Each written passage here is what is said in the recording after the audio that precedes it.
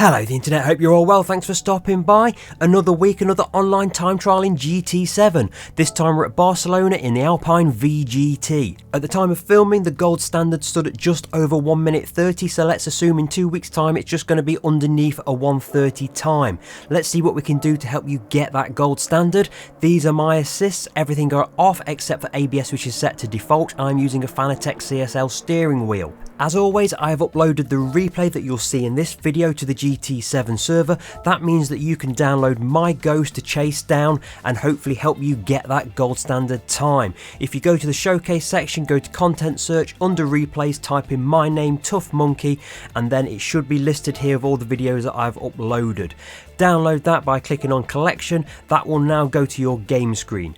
Back out of here, go back to the game screen, and then you'll need to upload the Ghost. So go to settings, go down to the bottom there, Ghost settings, click on that, load Ghost, go across one to collection, and then click on the option there, and then that will upload it to your game screen to allow you to chase down my Ghost. Right, let's get on with it. As always, I'm going to show 2 laps here. The first will be a step-by-step guide of all important notes. The second will be a completely uninterrupted guide without me talking. So let's start the flying lap, and I've already got it wrong. I've just got that line totally wrong, so ignore this line, but somehow this ended up being my fastest lap. It is always important to get a good exit out of that final corner. I actually lose a 1/10 of a second down the length of this straight, so I'm already at a disadvantage. But I'm looking for a braking reference, and I'm going with that black rectangle on the left side there. I'm going to brake all the way down to second gear, heavy braking, and then I'm trying to cut over the curb and get the right wheels over that sausage curb there. And again, on this section, I'm trying to get the left wheels over that sausage curb. Be patient on the throttle, the car can get a bit squirrely as you come out of that corner.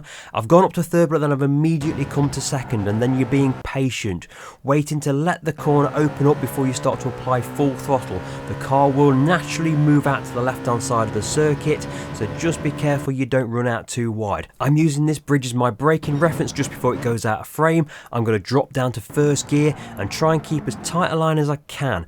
As I start to open up the throttle, I move up to second gear so the back end doesn't go too light, and just walk the car out to the left of the circuit, back over to the right. There's no braking reference into this corner, so you're just kind of making it up. I'm going to drop to first gear, again try and keep a tight line, but as I start to apply the throttle patiently, I'm in second gear. And do be patient because the car will be quite light at the rear end here. You can see me working the wheel in the left hand side there. Again, there's no real braking reference for this bit here, so it's just the start of that white line on the right hand side.